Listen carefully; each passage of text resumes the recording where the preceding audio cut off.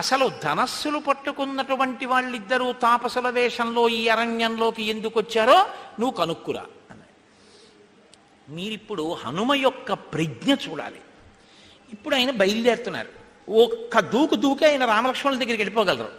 వెళ్ళిపోయారనుకోండి సుగ్రీవుడు భయపడిపోతాడు.